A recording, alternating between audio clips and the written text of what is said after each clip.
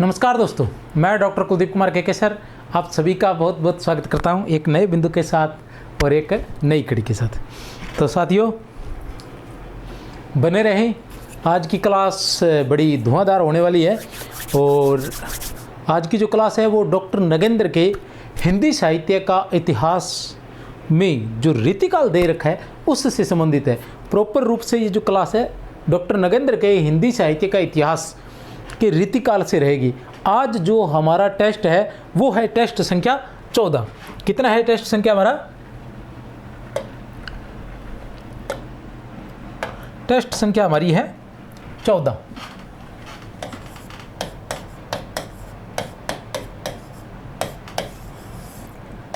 और अभी जो चलेगा, जो हम पढ़ेंगे टेस्ट संख्या 14 है, उससे पहले मैं आपको बताऊंगा कि डॉक्टर नगेंद्र ने हिंदी साहित्य के इतिहास में रीतिकाल को किस तरह से विभाजित किया है और उसकी जो भूमिका है वो क्या है, किस प्रकार की है, वो मैं सभी पूरी की पूरी आपके सामने रखने का प्रयास करूंगा ताकि आप समझ सकें कि डॉक्टर नगेंद्र के हिंदी साहित्य के इतिहास में रीतिकाल को किस प्रकार से दिया गया है। ये हमारे ध्यान में रहना चाहिए पहले टेस्ट करने से। उसके बाद हम देखेंगे कि ये जो टेस्ट है इस रीतिकाल में से, जिसे उन्होंने उत्तर मध्यकाल और रीतिकाल दो नाम दिए हैं, जैसे आपके सामने है उत्तर मध्यकाल अथवा रीतिकाल, ये उनके हिंदी साहित्य के इतिहास का तीसरा खंड है। रीतिकाल जो है वो हिंदी साहित्य के इतिहास का तीसरा खंड है और 9वां अध्याय है। कौन सा अध्याय है? 9वां अध्याय है। ये रीतिकाल वाला कौन सा अध्याय है? 9वां अध्याय है। ये ध्यान रखना है। कुल उन्होंने लगभग कितने 17 अध्याय के अंदर हिंदी साहित्य के इतिहास को कितने 17 अध्याय में विभाजित करके लिखा गया है। और ये जो रीतिकाल से संबंधित अध्याय है ये अध्याय 17 है और अध्याय 9 है। अब इसी को हम देखेंगे कि उन्होंने किस तरह से विभाजित किया है, इससे हमें क्या आसानी रहेगी। और आगे चलकर हम ये देखेंगे कि इस रीतिकाल को या इस रीतिकाल के कितने टेस्ट बनाए जाएं। आज हम टेस्ट 14, टेस्ट 15 भी हो गया है और मेरा अंदाजा है कि इस रीतिकाल में से, क्योंकि काफ़ी बड़ा दिया हुआ है डॉक्टर नगेंद्र के हिंदी साहित्य के इतिहास में, आपने अगर पढ़ा है तो आप समझ गए होंगे, देख रहे होंगे, आपको ध्यान होगा। और अगर थोड़ा बहुत एक बार पढ़ा है तो फिर कुछ पल्ले पढ़ा नहीं होगा, मुझे पूरा विश्वास है। ठीक है, तो आज मैं जो करवाऊँगा उस तरीके से मैं आपको विश्वास दिलाता हूँ कि ये भूमिका तात्पर्य ये एक ही पेज में आपको जो PDF मिलेगी उसमें एक ही पेज में ये भूमिका मिलेगी और एक ही पेज में से रीतिकाल का एक प्रश्न 100% हल हो जाएगा। और कुछ तो ये है कि आप चाहे पूरा रीतिकाल पढ़ लेना तो भी वो क्वेश्चंस हल नहीं हो पाएंगे, लेकिन मैं जो एक पेज करवाऊंगा उसमें से भी हल होने के चांस रहेंगे। वो मैं आगे चलकर बताऊंगा, आप देखते रहना, ठीक है ना। और ऐसे क्वेश्चंस जो मैं भूमिका में बता जाऊंगा वो क्वेश्चंस हर पेपर में लगभग पूछे जाते हैं डॉक्टर नगेंद्र के हिंदी साहित्य के इतिहास से। तो देखते हैं क्या है। जो डॉक्टर नगेंद्र का हिंदी साहित्य का इतिहास है वो तृतीय खंड में है। उनका जो हिंदी साहित्य का इतिहास है वो तृतीय खंड मतलब उसको अनेक खंडों में बांटा गया है अपने हिंदी साहित्य के इतिहास को। उसका जो तीसरा खंड है वो है उत्तर मध्यकाल अथवा रीतिकाल। अब इसमें क्या है, इसी अध्याय 9 है, इसको अध्याय क्या दिया गया? 9 दिए गए है। इसको इन भागों में बांटा गया है। सबसे पहले नामकरण, डॉक्टर नगेंद्र है उन्होंने नामकरण पर चर्चा की है। नामकरण पर चर्चा करते वक्त खुद तो वो ये बताते हैं कि इसका नाम जो है उत्तर मध्यकाल अथवा रीतिकाल ही रखा जाना चाहिए। इसके अलावा इस पर जो अन्य विद्वान है, जैसे किसी ने मिश्र बंधु ने अलंकृत काल कहा है या आचार्य रामचंद्र शुक्ल ने कहा है कि इसे श्रृंगार काल कहना चाहे तो कोई कह सकता है। इस प्रकार के जो अलग अलग साहित्यकारों ने अलग अलग नाम दिए हैं उस पर इस नामकरण टॉपिक के अंदर उन्होंने विस्तार से डाला है। 7 या 8 के लगभग है, उनके बारे में डाल के अंत में ये बताया कि इसका नाम जो है उत्तर मध्यकाल अथवा रीतिकाल हो सकता है। इसके साथ साथ जो आचार्य रामचंद्र शुक्ल श्रृंगार काल की बात कर रहे हैं तो वो भी कहते हैं कि श्रृंगार काल इसको नाम नहीं दिया जा सकता। कारण ये है कि इस काल में सभी से संबंधित, छंद से संबंधित रचनाएं लिखी गई थी, अलंकार से संबंधित लिखी गई थी और रस से संबंधित भी लिखी गई थी। तो सिर्फ श्रृंगार काल नाम इस काल को नहीं दिया जा सकता। सीमांकन के बारे में इन्होंने बताया है कि कहाँ से लेके कहाँ तक के काल को ये जो है रीतिकाल माना जा सकता है। जैसे जो आचार्य रामचंद्र शुक्ल है वो 1700 से लेके 1900 विक्रमी संवत 1700 से लेकर 1900 विक्रमी संवत का जो काल है उसको उन्होंने क्या कहा है, ठीक है ना, उसको उन्होंने क्या कहा है, रीतिकाल कहा है। लेकिन जो डॉक्टर नगेंद्र है वो कहते हैं कि प्रत्येक काल एक ही समय में नहीं हो जाता, तो वो इस काल को 50 साल के गैप के हिसाब से विभाजित करते हैं, 50 साल के अंतर के हिसाब से वो विभाजित करते हैं। कहने से तात्पर्य ये है कि वो जो कहते हैं कि जैसे 1600 के क्या नाम है 17वीं सदी के मध्य से लेकर, ठीक है ना, 17वीं सदी के मध्य से लेकर 19वीं सदी के मध्य तक का जो काल है, इस तरह से वो इसको विभाजित करते हैं। उसके बाद परिस्थितियों में वो जो परिस्थितियाँ विभाजित करते हैं उसके अंदर राजनीतिक परिस्थितियां हैं, सामाजिक परिस्थितियां हैं, साहित्य एवं कला से संबंधित इन भागों में करते हैं। इनसे संबंधित जो है आगे हम प्रश्नोत्तर में देख लेंगे। उसके बाद वो बात करते हैं,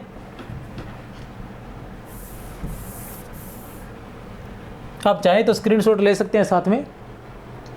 4 नंबर पर आती है उपलब्ध सामग्री। उपलब्ध सामग्री को उन्होंने 2 भागों में बांटा है। वो कहते हैं कि ऋतुकाल से संबंधित जो भी सामग्री उपलब्ध होती है उसको 2 भागों में बांटा जा सकता है। डॉक्टर नगेंद्र ने कितने भागों में बांटा है? 2 भागों में। कौन कौन से 2 भाग? सबसे पहले है मूल स्रोत। सबसे पहले क्या है?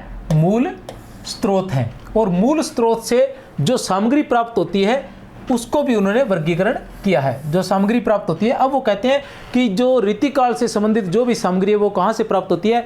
देश के विभिन्न पुस्तकालयों से। देश के विभिन्न पुस्तकालयों से वे लोग जिनके पास हस्तलिखित व प्रकाशित ग्रंथ है।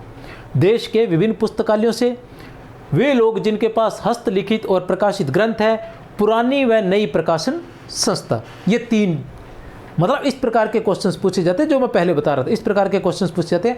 आगे भी ऐसे महत्वपूर्ण क्वेश्चन बताने वाला हूँ इसी भूमिका के अंतर्गत, ठीक है ना। फिर वो सामग्री का वर्गीकरण कैसे करते हैं? 3 प्रकार से करते हैं, मुक्तक काव्य, प्रबंध काव्य और नाटक काव्य, ठीक है ना। इनके बारे में लिखा है किस किस रचनाकार ने कितने कितने मुक्तक काव्य लिखे, कितने प्रबंध काव्य लिखे और कितने आचार्य डॉक्टर नगेंद्र का हिंदी साहित्य के इतिहास के अंतर्गत आ जाता है। इनको हम जब क्वेश्चन आंसर पढ़ेंगे उसके माध्यम से लगभग सभी को करने का प्रयास करेंगे। मुक्तक काव्य है तो मुक्तक काव्य में उन्होंने 71 रचनाकारों का नाम लिया है। प्रबंध काव्य में उन्होंने 17 का और नाटक में उन्होंने 6 का। तो इस प्रकार का, ये भी देख लीजिए, इस प्रकार का प्रश्न जरूर पूछा जाता है। अब हम क्या करते हैं, बहुत सारे मुक्तक याद हैं और कुछ भूल भी गए। 17 सिर्फ प्रबंध काव्य है, लेकिन हमें काफ़ी सारे याद है और कुछ एक हम भूल गए। हमें पक्का नहीं पता कि हमें 17 याद है नहीं। नाटक कितने दे रखे हैं? सिर्फ 6 रचनाकार दे रखे हैं और लगभग 6 या 7 ही नाटक हैं। ये भी हम अच्छी तरह से याद नहीं रख पाते। और उसमें ये जरूर पूछा जाता है कि ये रचना प्रबंध काव्य है, नाटक है या फिर मुक्तक काव्य है। ऐसा प्रश्न जरूर पूछा जाता है। प्रबंध काव्य है, नाटक है या मुक्तक है। आप वहाँ से सीधी ये अलग से करवा दूंगा, इसकी पीडीएफ भी मिलेगी आपको, मुक्तक कौन कौन से हैं और नाटक कौन से हैं। अब आपने क्या करना है, 2 बातें याद रखनी है। अब इस प्रकार का प्रश्न करने के लिए प्रबंध काव्य और नाटक, ये जो बात है आपको डॉक्टर नगेंद्र का हिंदी साहित्य के इतिहास में मिलेगी और कहीं नहीं मिलेगी। आपने क्या याद करना है? प्रबंध काव्य और नाटक, ये 2 चीज़ें अच्छे से याद कर लेनी है। अब इस प्रकार का प्रश्न आएगा, आपको अच्छे से का मतलब बहुत अच्छे से याद होनी चाहिए, क्योंकि 17 जो प्रबंध काव्य 17 रचनाकार दे रखे, रचनाकार 17 हैं, प्रबंध काव्य 17 की बजाय 20 हो सकते हैं, इस 20 या 25 हो सकते हैं, ठीक है ना। 25 प्रबंध काव्य हो सकते हैं ज़्यादा से ज़्यादा, और नाटक जो है वो 6 या 7 हो सकते हैं, इससे ज़्यादा नहीं है। नाटककार 6 दिए हुए, तो आप आसानी से इन दोनों को याद कीजिए। वो जैसे ही वो विधा पूछेंगे आप आसानी से उत्तर दे सकते हैं, क्योंकि आपको प्रबंध काव्य ध्यान है, आपको नाटक ध्यान है। अब पीछे जो बच्चे हैं वो सारी क्या है? मुक्तक है। तो लगभग आप 99% प्रश्न का उत्तर दे पाते हैं। इस तरह से उन्होंने विभाजित कर दिया है। इसके बाद वो क्या करते हैं, ये है 4 नंबर हमारा, ठीक है ना। 4 नंबर के बाद वो आते हैं 5 नंबर पर। ये नंबरिंग भी ऐसे दी हुई है। 5 नंबर पर प्रवृत्तियों का विश्लेषण करते हैं। उसके बाद रीति काव्य की बात करते हैं। रीति काव्य की बात करते हुए वो क्या कहते हैं, रीति काव्य में सबसे पहले रीति शब्द की व्याख्या करते हैं। रीति शब्द की व्याख्या करने के बाद रीति काव्य के लक्षण बताते हैं। लक्षण के बाद शास्त्रीय और साहित्यिक पृष्ठाधार बताते हैं उसका। उसके बाद रीति काव्य की प्रवृत्तियां जो है उसको 2 भागों में बांटते हैं। कौन कौन से 2 भाग? एक भाग तो है गौण प्रवृत्तियां और एक भाग है मुख्य प्रवृत्तियां और दूसरी है गौण प्रवृत्तियां। मुख्य प्रवृत्तियां है उसके अंदर रीति निरूपण और श्रृंगारिकता है।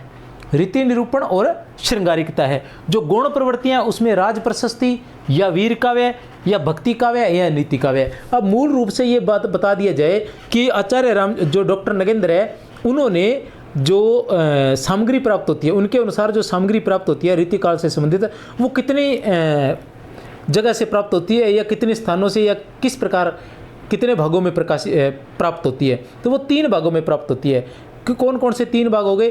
पहले तो विभिन्न क्षेत्रों के पुस्तकालय, दूसरे वे लोग जिनके पास हस्तलिखित और प्रकाशित कृतियाँ हैं, ठीक है ना, विभिन्न पुस्तकालय, और फिर वे लोग जिनके पास हस्तलिखित और प्रकाशित कृतियाँ हैं, और उसके बाद 1 मिनट, तीसरा क्या था दिमाग से, हाँ, पुरानी व नई प्रकाशन संस्थाएं, पुरानी व नई प्रकाशन संस्थाएं। अब वो क्या कहते हैं कि ये जो जिन 3 स्रोतों से हमें जो सामग्री प्राप्त होती है, उस सामग्री को हमने 3 भागों में बांट दिया। उसमें से मुक्तक को हमने अलग कर लिया, उसमें से प्रबंध काव्य को हमने अलग कर लिया, और उसमें से नाटक को हमने अलग कर लिया। जब वो इस तरह से अलग करते हैं तो मुक्तक जो रचनाकार है उनकी संख्या वो अपने हिंदी साहित्यिक इतिहास में 71 देते हैं। प्रबंध काव्य के जो रचनाकार है उनकी संख्या वो 17 देते हैं, और जो नाटक है उनके रचनाकार है उनकी संख्या वो 6 देती हैं। अब ये जो सामग्री प्राप्त होती है, सामग्री प्राप्त होने के बाद फिर वो क्या करते हैं, प्रवृत्तियाँ भी, किस प्रकार की प्रवृत्ति थी, जितनी भी रचनाएं लिखी गई थी रीतिकाल में उनकी प्रवृत्ति क्या थी, तो वो प्रवृत्ति मुख्य और मुख्य और गौण आ जाती है। तो मुख्य में तो ये थी कि रीति निरूपण था और श्रृंगारिकता थी। मुख्य प्रवृत्ति जो विशेषता उनकी थी वो थी रीति निरूपण और श्रृंगारिकता। रीति निरूपण क्या था कि एक रीति, एक परंपरा, एक शैली जो थी चली आ रही थी उसके अनुसार रचना करना, वो क्या था, लक्षण ग्रंथों की रचना करना, एक रीति का निरूपण करना था, ठीक है ना। और श्रृंगारिकता भी, प्रत्येक रचना के अंदर श्रृंगारिकता जरूर होनी चाहिए, चाहे वो किसी का भी ज़्यादा इन दोनों को महत्व दिया। अन्य जो था गौण थी, उनके अंदर राज प्रशस्ति, मतलब वीर काव्य लिखा गया, भक्ति काव्य लिखा गया और नीति काव्य लिखा गया। कहने से तात्पर्य यह है कि रीति काव्य लिखा गया, श्रृंगार काव्य लिखा गया, भक्ति काव्य लिखा गया, वीर काव्य लिखा गया और नीति काव्य लिखा गया। ये 5 चीज़ें लिखी गई थी। उसके बाद हम बात करते हैं 7 नंबर पर। 7 नंबर पर आके वो कहते हैं रीति काव्य के वर्ग। अब उन्होंने रीति काव्य के वर्ग दे दिए। अब देखो, ये इतना सा तुम्हें याद रखना है, ये बात याद रखनी है। ऐसा क्वेश्चंस तुम हल कर दोगे जो किसी को नहीं आ रहा होगा, सिर्फ इतनी सी बातें याद रखने से। ये क्या है, ये तुम अपनी कॉपी में लिखोगे तो ये 4-5 लाइनों से ज़्यादा नहीं है, और जो मैं सारा पढ़ा रहा हूँ ये एक ही पेज में आपको मिल जाएगा तैयार किया हुआ। और एक ही पेज पढ़ने के बाद ऐसे क्वेश्चंस जो किसी को नहीं आ रहे, तुम आगे निकलोगे तो मुझे लग रहा है कि आपको थोड़ा सा गौर करके देख लेना चाहिए। रीति काव्य का वर्ग वो क्या कहते हैं, सर्वांग निरूपक। क्या है, सर्वांग निरूपक कवि। फिर वो कहते हैं सर्वरस निरूपक रीति कवि। फिर वो कहते हैं श्रृंगार रस निरूपक रीति कवि। अब नायक नायिका भेद निरूपक कवि।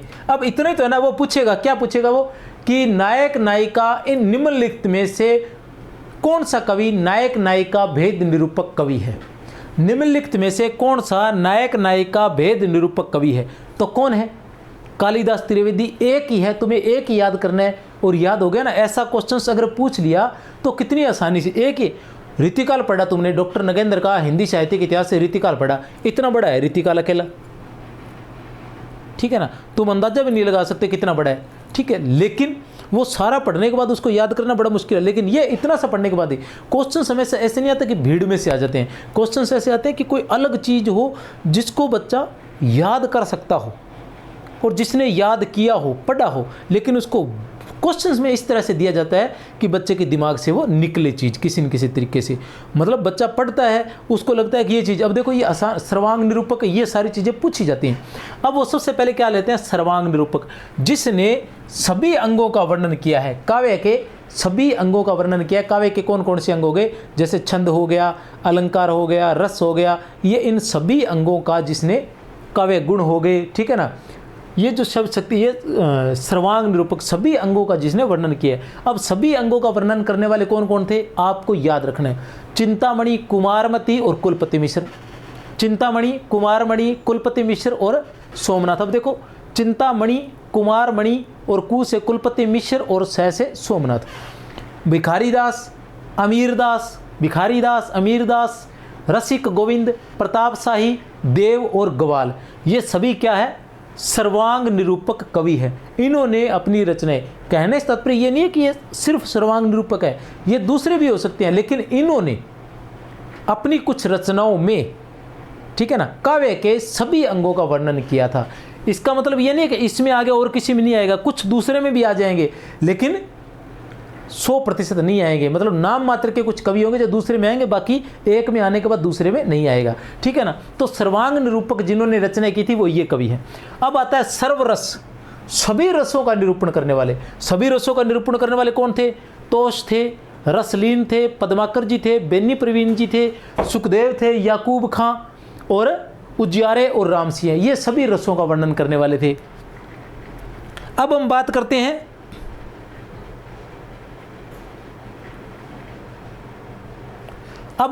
हैं श्रृंगार रस निरूपक रीति कवि। अब तो ये तो क्या था? सर्वरस, सभी रसों का निरूपण करने वाले कवि थे। कौन? तोष, रसलीन, पद्माकर, बेनी प्रवीण, सुखदेव, याकूब खां, उजियारे, रामसिंह। ये लिखकर अपने पास रख लेना, लगा लेना पहले पेज पर, ताकि क्या रीतिकाल, जब जहां भी रीतिकाल कर रहे हो सबसे पहले ये लगा लेना, बार बार ये याद हो जाएंगे आसानी से। श्रृंगार रस निरूपक रीति कवि। अब सिर्फ श्रृंगार रस का कौन है? मतीराम कृष्ण भट्टदेव ऋषि। आसानी है, कौन है? सिर्फ श्रृंगार रस का निरूपक करने वाला कवि कौन है? मतीराम और कृष्ण भट्ट। मतीराम और कृष्ण भट्ट, सिर्फ श्रृंगार का। और नायक नायिका भेद का कालिदास त्रिवेदी, सिर्फ नायक नायिका भेद का कालिदास त्रिवेदी है। तो कितना आसान है, मुझे नहीं लग रहा कितना कोई मुश्किल है ये। उसके बाद आता है अलंकार निरूपक रीति कवि। जिन्होंने अलंकार का निरूपण किया था जसवंत सिंह, मतीराम और भूषण। जसवंत सिंह, मतीराम और भूषण। ये मतीराम जी फिर आ गए हैं, क्योंकि इन्होंने केवल श्रृंगार रस का वर्णन किया था। किस रस का? श्रृंगार रस का वर्णन किया था, लेकिन इसके साथ साथ पीछे इनका दे रखा है कि केवल श्रृंगार रस का, लेकिन इन्होंने अलंकार का वर्णन भी किया है। अलंकार निरूपक रीति कवि जसवंत सिंह, मतीराम, भूषण, पद्माकर। ये पद्माकर जी भी आ गए, जिन्होंने क्या किया था? सर्वरस। देखा था ना पीछे, जिन्होंने क्या किया था? सर्वरस।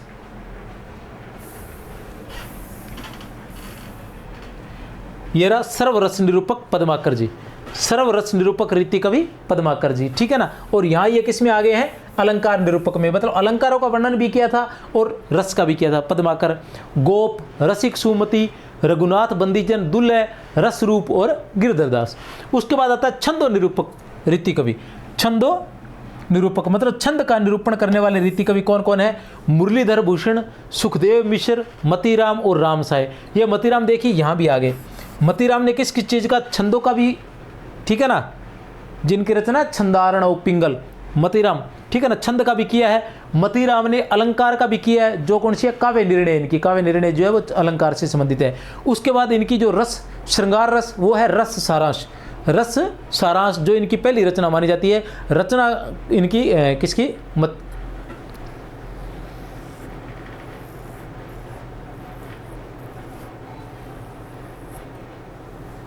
नहीं, रस सारांश सॉरी भिखारी दास की रचना ही है। रस सारांश जो है वो भिखारी दास की रचना है, जो मैं भिखारी दास की बता रहा हूँ। मतीराम की दूसरी रचनाएं हैं, मतीराम जी की रचनाएं हैं।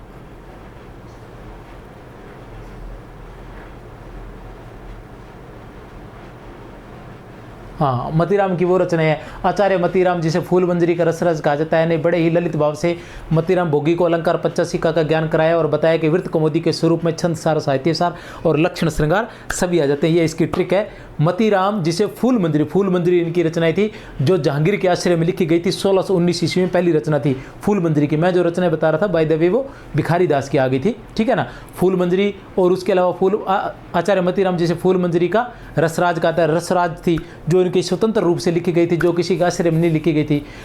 फूल मंजरी जिसे रसराज, फूल मंजरी का रसराज कहता है, जिसने बड़े ही ललित भाव से, ललित ललाम, जो भावसिंह के आश्रय में लिखी गई थी। इस तरह से सारी ट्रिक है, ठीक है ना। ये अभी यहाँ इस रास्ते पे हम नहीं जाएंगे, आगे मतीराम जी आएंगे तो उसके बारे में बता देंगे। छंद निरूपक रीति कवि मुरलीधर भूषण, सुखदेव मिश्र, मतीराम और रामसाय, ये थे छंदो निरूपक रीति कवि। मुरलीधर भूषण, सुखदेव मिश्र, मतीराम और राम सहाय। उसके बाद आते हैं हमारे पास 8 नंबर रीतिबद्ध काव्य। रीतिबद्ध काव्य के अंतर्गत इन्होंने किन किन को लिया है? अब ये देखिए, इन्होंने बांटा है रीतिबद्ध काव्य,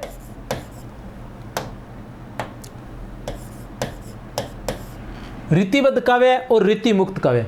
रीतिबद्ध काव्य और रीति मुक्त काव्य, रीतिबद्ध काव्य और रीति मुक्त काव्य, ये बात आप लोगों ने याद रखनी है। स्क्रीनशॉट मारना है तो मार सकते हो, मैं रोकूंगा नहीं, ठीक है। अब इसमें क्या, आप एक बात देखिए, रीतिबद्ध काव्य बिहारी, जबकि इसको किस में डाला गया, रीति सिद्ध का डॉक्टर नगेंद्र ने अपने हिंदी साहित्य के इतिहास में प्रयोग ही नहीं किया है। ठीक है, हम बिहारी को क्या मानते हैं, रीति सिद्ध मानते हैं, लेकिन इन्होंने किस में रखा है, रीतिबद्ध में रखा है। एक बात याद रख लेना।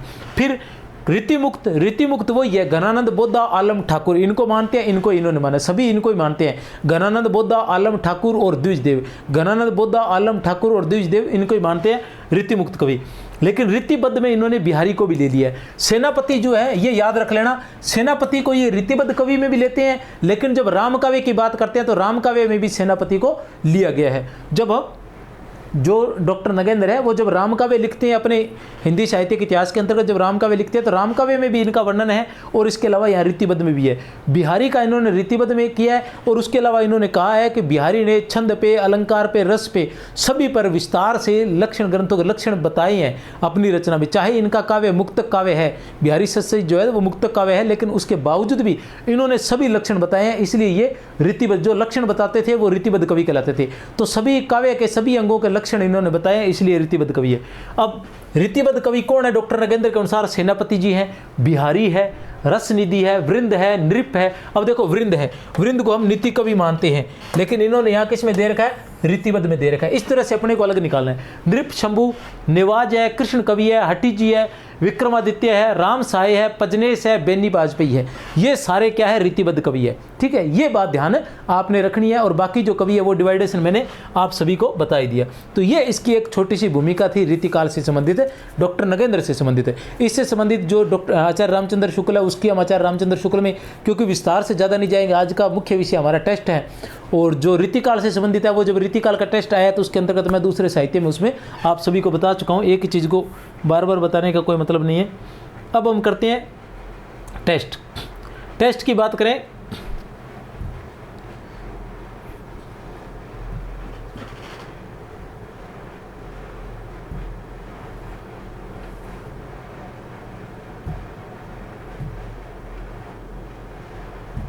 आज का हमारा टेस्ट है 14।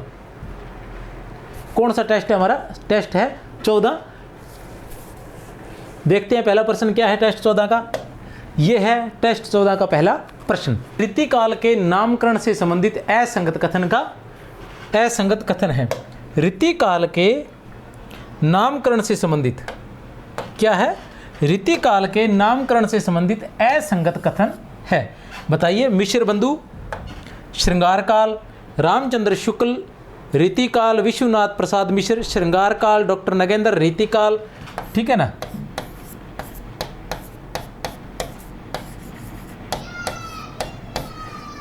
बताइए, रीतिकाल के नामकरण से संबंधित असंगत कथन है।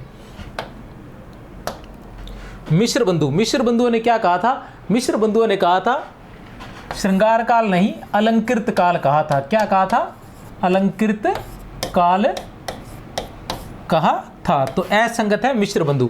रामचंद्र शुक्ल ने रीतिकाल कहा था, विश्वनाथ प्रसाद मिश्र ने भी श्रृंगार काल कहा था और डॉक्टर नगेंद्र ने रीतिकाल कहा था। यहाँ हम बात करते हैं तो जो आचार्य डॉक्टर नगेंद्र का हम हिंदी साहित्य का इतिहास पढ़ते हैं तो सबसे पहले नामकरण से संबंधित जो आता है, ठीक है ना, उसी के अंदर बताया गया है कि किसने इसको क्या क्या नाम दिया गया है। तो उसी के अंतर्गत ये है कि मिश्र बंधुओं ने अलंकृत काल नाम दिया था, रामचंद्र शुक्ल ने रीतिकाल नाम भी दिया था, उसके अलावा उत्तर मध्य काल भी नाम दिया था। दोहरे नामकरण की जो व्यवस्था थी वो इन्होंने आचार्य रामचंद्र शुक्ल ने की थी। उसके अलावा आचार्य रामचंद्र शुक्ल ने कहा था कि कोई इसे अगर श्रृंगार काल कहना चाहे तो भी कह सकता है, कोई इसे श्रृंगार काल कहना चाहे तो भी कह सकता है। विश्वनाथ प्रसाद मिश्र ने इसे श्रृंगार काल कहा था, डॉक्टर नगेंद्र ने इसे रीतिकाल, उत्तर मध्य काल अथवा रीतिकाल की संज्ञा दी थी और इन्होंने आचार्य रामचंद्र शुक्ल ने जो श्रृंगार काल कहा था उसकी आलोचना भी की थी।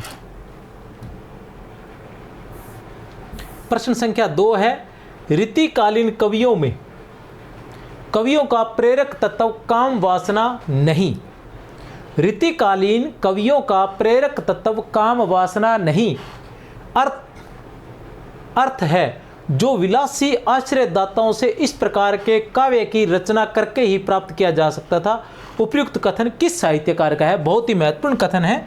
क्या कहा जा रहा है यहाँ ये कहा जा रहा है कि रीतिकालीन कवियों का प्रेरक तत्व जो था, रीतिकालीन कवियों का हम प्रेरक तत्व क्या मानते हैं?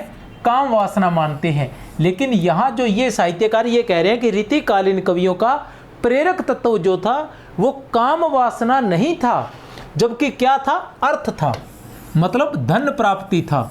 और उस धन को कैसे प्राप्त किया जा सकता था, वो अपने आश्रयदाताओं से इस प्रकार के काव्य की रचना करके ही प्राप्त किया जा सकता था। मतलब काम वासना या श्रृंगार रस से परिपूर्ण रचनाएं करके ही अपने आश्रयदाता से या उसको खुश करके ही धन प्राप्त किया जा सकता था। इसलिए ये लोग इस प्रकार के, मतलब कहने से तात्पर्य है कि रीतिकाल के कवियों का मूल ध्येय अर्थ प्राप्ति ही था, धन प्राप्ति ही था।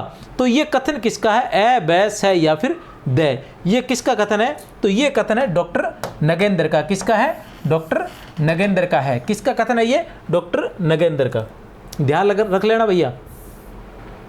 असंगत कथन। अब असंगत कथन का मतलब है कि बहुत सारी बातें एक साथ बताने का प्रयास किया जाता है, क्योंकि अलग अलग बनाने से छोटे छोटे क्वेश्चंस बन जाते हैं। उसकी बजाय एक जगह अगर कर दिया जाए तो थोड़ा और दिमाग का भी थोड़ा विकास हो जाता है, क्योंकि बहुत से क्वेश्चंस ऐसे भी आ जाते हैं ना। इसलिए असंगत का चयन कीजिए। किसका चयन करना है, हमें असंगत का चयन करना है। तो देखते हैं क्या रहता है असंगत। निरपति नैन कमलनी वृथा, चितवत बासर जाही, हृदय कमल में हरि लई, कमल मुखी कमलाही। मतीराम की पंक्तियां हैं। निरपति नैन कमलनी वृथा, ठीक है ना। निरपति नैन भी आप रख सकते हो, डबलिंग नहीं होती है। निरपति नैन मतीराम के। आगे के कवि रिजी है तो कविताई, आगे के कवि रिजी है तो कविताई, न तो राधिका कन्हाई सुमिरन को बहानो है, न तो राधिका कन्हाई सुमिरन को बहानो है। भिखारी दास। भाषा भूषण ग्रंथ को जो देखे चित लाए, विविध अर्थ साहित्य रसता ही सकल दर्शाए। जसवंत सिंह। जान्यो चहे जो थोरे ही रस कवित को वंश, जान्यो चहे जो थोरे ही रस कवित को वंश, तिन रसिकन के हेतु यह किनो रस सारांश। तो कौन सा असंगत है, ए बैस है या फिर द, तो कौन सा असंगत है, तो वो है द। क्यों, अब हम देख लेते हैं कि एक छोटी सी बात होती है, वो हम आसानी से देख सकते हैं। आपने कुछ नहीं किया, आपको इनमें से मतलब थोड़ा सा दिमाग का विकास करना होता है। मैं कैसे कर सकते हैं वो बता रहा हूं मैं, कि आपको इनमें से किसी भी पद का पता नहीं है कि किस पद का कौन रचनाकार है। आपसे बिल्कुल नहीं पढ़ा गया, ठीक है, आपसे बिल्कुल नहीं पढ़ा गया कि ये पद कौन से, ये आपके ध्यान से बाहर थे। लेकिन कम से कम ये तो छोटी सी प्रक्रिया होती है जब आप किसी जॉब के लिए तैयारी करते हैं, किसी रचना और उसकी किसी रचनाकार के बारे में और उसकी रचना के बारे में और रचनाओं के बारे में जानकारी, और वो भी उसके सबसे महत्वपूर्ण ग्रंथ के बारे में जानकारी तो आपको होनी चाहिए किसी काल की। तो यहाँ क्या दे रखा है, रस सारांश। क्या नाम आया, रस सारांश। रस सारांश जो है वो रीतिकाल के महत्वपूर्ण कवि की सबसे महत्वपूर्ण रचना है। तो रस सारांश किसकी रचना है, ये रचना है भिखारी दास की। तो आपको किसी का भी नहीं पता, लेकिन आपने अगर भिखारी दास याद किया होता, इसकी रचना महत्वपूर्ण रचना एक याद की होती, तो भी आपको ये इस क्वेश्चंस का उत्तर दे सकते थे। तो इस प्रकार बहुत बार ऐसा होता है कि हमें लगते कठिन है लेकिन इतना कठिन होते नहीं है, ठीक है। नरपति नैन मतीराम है, आगे के कवि रिजी है तो जानो कविताई, नहीं तो राधिका सुमिरन को बहानो है मेरे भाई। कौन, भिखारी दास। भाई का मतलब बहानो है, भिखारी दास को बहानो है। भाषा भूषण ग्रंथ को जो देखे चित लाए, ठीक है ना। ये किसका है, भाषा भूषण हमें पता है जसवंत सिंह का है, कोई समस्या नहीं है। फिर जान्यो चाहे जो थोड़े ही रस कवित को बंस, जान्यो चाहे जो थोड़े ही रस कवित को बंस, तिन रसिकन के हेतु यह कीनो रस सारांश। भी थोड़े से के अंदर अगर कोई रस के बारे में जानना चाहता है तो उसके लिए मैंने रस सारांश ग्रंथ की रचना की है। ऐसा कौन कह रहे हैं, भिखारी दास जी कह रहे हैं, रीतिकाल के प्रमुख कवि भिखारी दास जी के बारे में आगे चलकर विस्तार से बात करेंगे। थोड़ा सा आगे क्वेश्चन आने वाला है, इसलिए यहाँ भिखारी दास के बारे में बात नहीं कर रहा मैं, ठीक है। प्रश्न संख्या 3 क्या कहता है, प्रश्न संख्या 3, प्रश्न संख्या 4 सॉरी, प्रश्न संख्या 4 है, रीतिकाल में लक्षण ग्रंथों में श्रृंगार का बहिष्कार करने वाले, लक्षण ग्रंथों में श्रृंगार का बहिष्कार करने वाले कवि थे। रीतिकाल में लक्षण ग्रंथों में बड़े महान मूर्ति थे भाई, ठीक है ना। श्रृंगार रस का बहिष्कार कर दियो। जसवंत सिंह, रसलीन, मतीराम और गोप कवि कौन थे, जसवंत सिंह, रसलीन, मतीराम। जब हम शुरुआत में पढ़ के गए तो श्रृंगार रस की बात आती है ना तो अकेले मतीराम जी आते हैं, तो ये तो हो ही नहीं सकते। ठीक है ना। रसलीन, रसलीन तो रस से भरे पड़े थे, ठीक है ना। जसवंत सिंह ने भी रस से संबंधित की थी, रचना की थी। जो इनकी है ना काव्य प्रकाश, नहीं वो तो कुलपति मिश्र की है, इनकी भी रचना जसवंत सिंह की रस से संबंधित है। और गोप कवि है, ये जो थे इन्होंने रस का बहिष्कार किया था, क्योंकि इन्होंने किससे संबंधित रचनाएं लिखी थी? अलंकार से संबंधित लिखी थी। गोप कवि की रचना, इनकी रचनाएं थी रामचंद्राभरण, रामचंद्र भूषण और रामालंकार। रामचंद्राभरण, रामचंद्र भूषण और रामालंकार किसकी रचनाएं थी? गोप कवि की रचना। फिर बता देते हैं, गोप कवि ने अपनी रचना रामचंद्राभरण और रामचंद्र भूषण में, लिखवा देता हूँ कोई बात नहीं अपन के, मैंने तो पढ़ाना ही है आपको। किंग जल्दबाजी है तो भैया भी साहब हूँ। वो इसके अंदर यूट्यूब में होता है ना ऑप्शन होता है, आगे कर लेते हैं फटाफटी, तो आगे कर लेना, ठीक है ना। लेकिन जो पढ़ना चाहता है, जो याद करना चाहता है, वो तो कम से कम याद करे, इसलिए जल्दबाजी कोई है नहीं, ठीक है ना। क्या है? गोप, ये ट्रिक है। गोप कवि ने अपनी रचना, गोप कवि ने अपनी रचना राम चंद्राभरण व रामचंद्र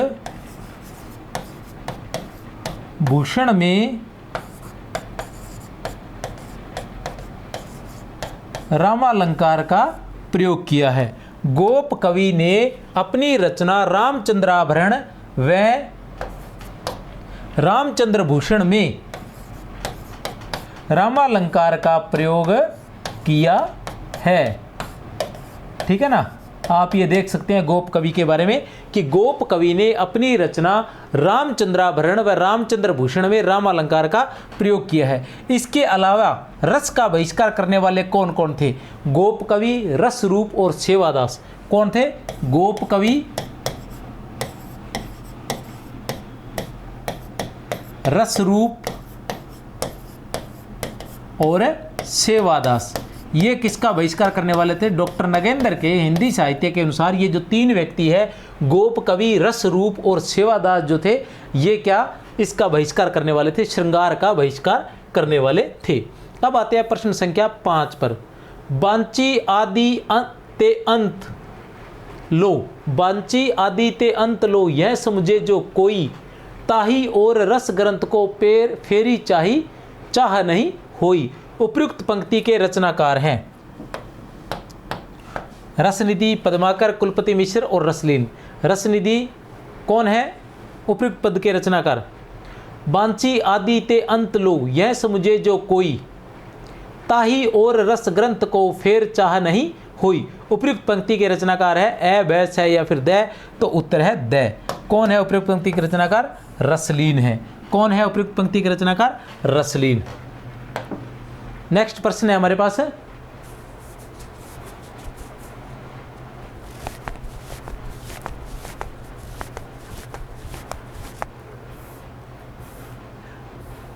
रीतिकालीन साहित्य जिस स्रोत से उपलब्ध होता है, रीतिकालीन साहित्य जिस स्रोत से उपलब्ध होता है वह है। कौन कौन से हैं? तो ए, बैस है या फिर द, तो ये मैं पहले बता चुका हूँ, ये सभी है। रीतिकालीन साहित्य जो किन स्रोतों से उपलब्ध होता है? वो 3 स्रोतों से उपलब्ध होता है। देश के विभिन्न पुस्तकालयों से, जिनके पास अनेक हस्तलिखित, ठीक है ना, वह प्रकाशित प्रतियां हैं, जिनके पास अनेक हस्तलिखित एवं प्रकाशित ग्रंथ है, पुरानी व नई प्रकाशन संस्थाएं, पुरानी व नई प्रकाशन संस्थाएं, इन 3 स्रोतों से उत्तर है उपयुक्त सभी। अब आते हैं प्रश्न संख्या 7 पर। क्या है प्रश्न संख्या 7 है आपके सामने है। प्रश्न संख्या 7 है कि डॉक्टर नगेंद्र के अनुसार रीतिकाल में उपलब्ध साहित्यिक सामग्री को कितने वर्गों में रखा जा सकता है? डॉक्टर नगेंद्र के अनुसार रीतिकाल में उपलब्ध साहित्यिक सामग्री को कितने वर्गों में रखा जा सकता है? ए, बैस है या द, तो कितने वर्गों में रखा जा सकता है? मैं बता चुका हूं पहले आपको, कितने वर्गों में रखा जा सकता है? 3 वर्गों में। डॉक्टर नगेंद्र के अनुसार रीतिकाल में उपलब्ध सामग्री कहाँ से प्राप्त हुई थी? 3 स्रोतों से उपलब्ध हुई थी, वो पहले हम पढ़ चुके हैं, ठीक है ना। उन 3 स्रोतों से जो साहित्यिक सामग्री उपलब्ध होती है उसे हमने 3 भागों में वर्गीकृत किया। वो कौन कौन से है? पहला है मुक्तक काव्य। पहला क्या है? मुक्तक काव्य। इसमें कितने हैं? कितने रचनाकारों के बारे में है? सॉरी 71 रचनाकारों के बारे में, ठीक है ना। फिर आता है प्रबंध काव्य, ये मैं बता चुका हूँ आप सभी को। प्रबंध काव्य, इसमें कितने रचनाकार हैं? 17। और फिर आता है नाटक, इसमें कितने रचनाकार हैं? 6 रचनाकार हैं। ये जो विभाजन किया है ये डॉक्टर नगेंद्र ने किया है। चलते हैं आगे। रचना व रचनाकार का असंगत क्रम छांटिए। रचना व रचनाकार का असंगत क्रम छांटिए प्यारे बच्चों। चिंतामणि, रामायण, रामाश्व, मेघ और कृष्णचरित। गोविंद सिंह चंडी चरित्र, गुरु गोविंद सिंह, गुरु गोविंद सिंह, गुरु गोविंद सिंह चंडी चरित्र। मंडन, जानकी जू का ब्याह और छत्र प्रकाश। कुलपति मिश्र का द्रोण पर्व, ठीक है ना। तो चिंतामणि का रामायण और रामाश्वमेघ और कृष्णचरित है, बिल्कुल सही है। चिंतामणि की रामायण भी है, रामाश्वमेघ भी है, कृष्णचरित भी है, और ये शायद जहां तक मुझे याद है प्रबंध काव्य है। गोविंद सिंह, गुरु गोविंद सिंह का चंडी चरित्र है, बिल्कुल सही, हमें सभी को पता है। और मंडन का जो रचना है, जानकी जू का ब्याह तो मंडन का है, लेकिन छत्र प्रकाश मंडन का नहीं है, अतः यही उत्तर है हमारा। कुलपति मिश्र की द्रोण पर्व है, बिल्कुल सही है। जानकी जू का ब्याह किसकी है? मंडन की है। छत्र प्रकाश किसकी है? लाल कवि की है। किसकी है? छत्र प्रकाश जो रचना है वो किसकी है? लाल कवि की है। कुलपति मिश्र, इनकी एक रचना थी रस रहस्य, जिसे आचार्य रामचंद्र शुक्ल ने मम्मट के काव्य प्रकाश का 6वां अनुवाद माना है। जिसे आचार्य रामचंद्र शुक्ल ने मम्मट के काव्य प्रकाश का 6वां अनुवाद माना है। द्विज देव की रचना नहीं है। द्विज देव की रचना नहीं है। कौन सी नहीं है द्विज देव की रचना?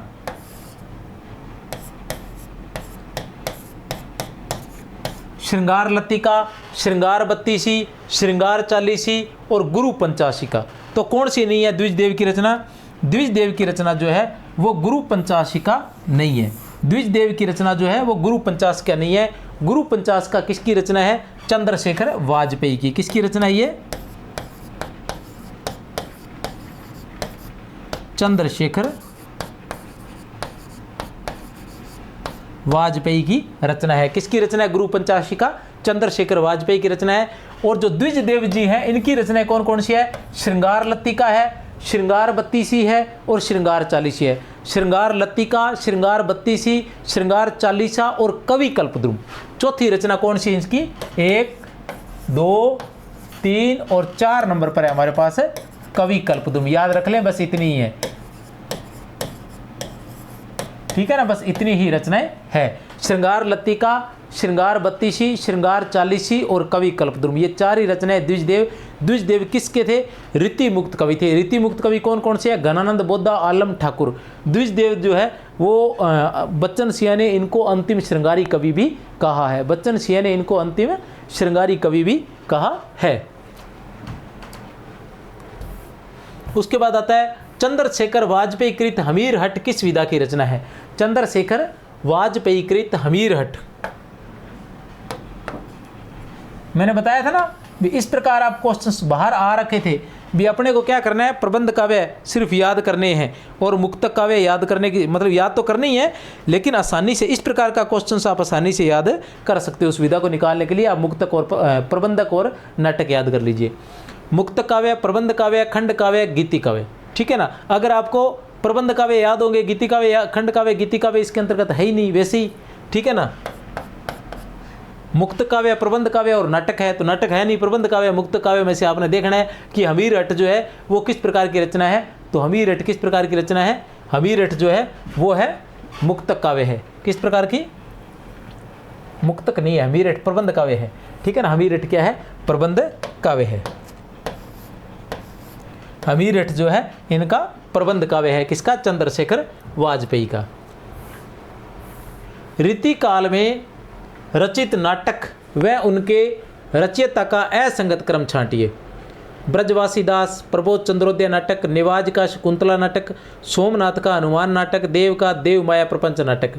छांटिए, असंगत कथन छांटना है। क्या छांटना है हमें? असंगत कथन। ब्रजवासी दास का प्रबोध चंद्रोदय नाटक बिल्कुल सही है। प्रबोध चंद्रोदय नाटक किसका है? ब्रजवासी दास का ही है। निवाज का क्या है? शकुंतला नाटक बिल्कुल सही है। और देव का क्या है, देव माया प्रपंच, ये भी सही है। लेकिन हनुमान नाटक जो है वो किसका है, वो सोमनाथ का नहीं है। हनुमान नाटक जो है वो किसका, सोमनाथ का नहीं है, वो किसका है, राम कवि का है। किसका है, राम नाम के कवि हैं। अब ये राम कवि लिखा हुआ है, हो सकता है हृदय राम भी हो सकते हैं ये, ठीक है। फिर आते हैं प्रश्न संख्या 12 पर। क्या है, जसवंत सिंह कृत नाटक है, जसवंत सिंह कृत नाटक है, ए बै से या फिर द। तो कौन सा है जसवंत सिंह कृत नाटक है, प्रबोध चंद्रोदय। अब प्रबोध चंद्रोदय नाम से दो लोगों ने नाटक लिखे थे, एक आ गया जसवंत सिंह, एक हम पीछे पढ़कर आ चुके हैं, कौन है, ब्रजवासी दास।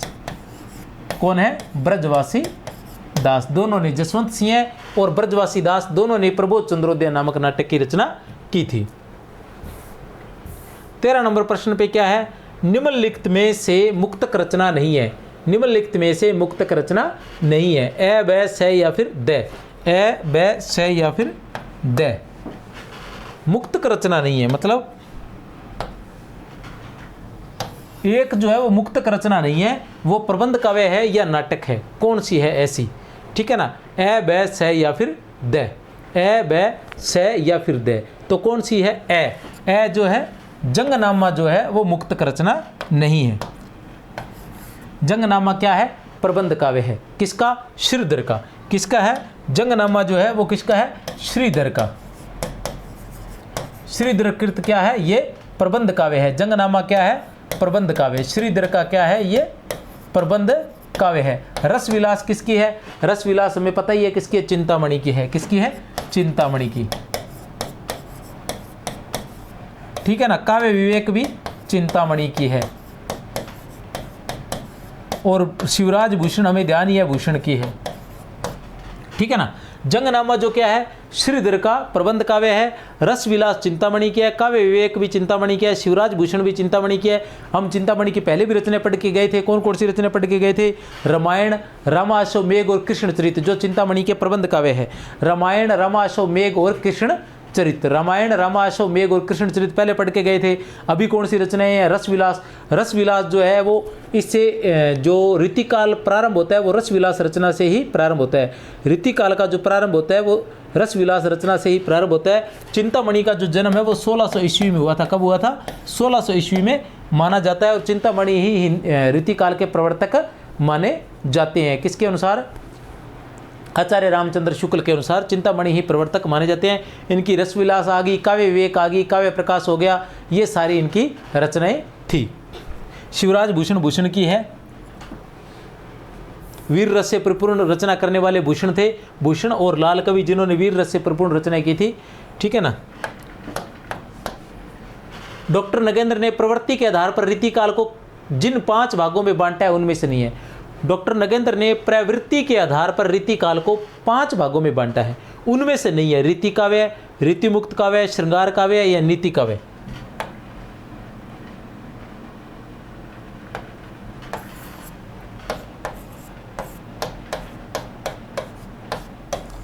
कौन सा एक नहीं है, बताइए कौन सा एक नहीं है।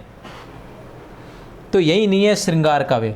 श्रृंगार काव्य नाम से उन्होंने नहीं बांटा था, श्रृंगार काव्य नाम से उन्होंने नहीं बांटा था। मैं पहले बता चुका हूं कि इन्होंने 5 प्रवृत्तियां बताई थी। पहले मुख्य में कौन कौन सी आती है, मुख्य में आ जाती है 1 नंबर पर रीति निरूपण, और 2 नंबर पर आ जाती है, 1 नंबर पर रीति निरूपण और 2 नंबर पर आ जाती है, क्या नाम था उसका, हाँ, श्रृंगारिकता।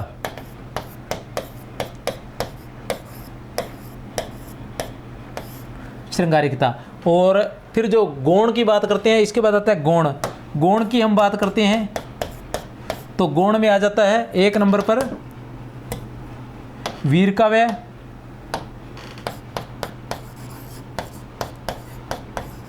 फिर आ जाता है भक्ति काव्य, और फिर आ जाता है नीति काव्य,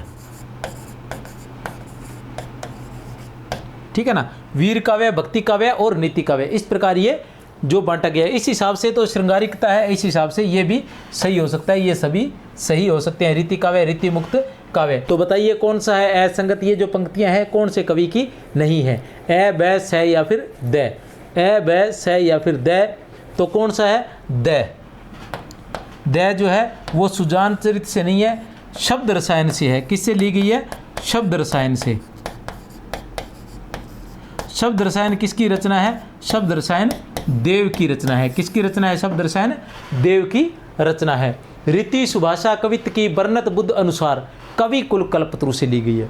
रीति सुभाषा कवित्व की वर्णत बुद्ध अनुसार कवि कुल कल्पतरु से ली गई है। सो विश्रब्द नवोडियो कवि रस रीति रसराज से, सुकविन हूँ की कछु कृपा समझ कविन का पंथ शिवराज भूषण से। अपनी अपनी रीति के काव्य और कवि रीति शब्द रसायन से ये पंक्तियां ली गई है। ये किसी भी जो पद है उसकी पहली पहली पंक्तियां दी है मैंने ताकि आपको याद हो उसके। असंगत का चयन कीजिए। असंगत का चयन करना है। किसका चयन करना है हमें? असंगत का। आलम की आलम के लिए, पदुमन दास की जनक पच्चीसी, कर्ण कवि की साहित्य रस, लाल कवि की विष्णु विलास। कौन सा है? असंगत का चयन करना है। ए ब स या फिर द, ए ब स या फिर द, तो कौन सा है? ब। ब में क्या है? जो जनक पच्चीसी है ये किसकी है? मंडन की है। किसकी है ये? मंडन की। इससे पहले हम जानकी जू का ब्याह भी पढ़ कर गए थे मंडन की। आलम की आलम के लिए बिल्कुल सही है। कर्ण कवि का साहित्य रस बिल्कुल सही है और लाल कवि का विष्णु विलास भी सही है। और लाल कवि का हम पीछे कौन सा पढ़ के गए थे? छत्र प्रकाश भी पढ़ कर गए थे। छत्र प्रकाश की पढ़ के गए थे। कर्ण कवि की साहित्य रस और एक रचना रस कल्लोल भी है। साहित्य रस और एक रचना रस कल्लोल भी है। ठीक है ना। आलम की आलम के लिए है। आलम वैसे 3 माने गए हैं। एक और आलम माने आचार्य शुक्ल ने, उनकी माधवानल काम कंदला और श्याम सगाई ये ऐसे, और सुदामा चरित्र ये रचने और मानी गई है जो बाद के 2 कवि हैं। ऐसे कुछ है आलम के बारे में। असंगत विकल्प का चयन कीजिए। कुमारमणि की रचना, रसिक रसाल, रसिक रंजन।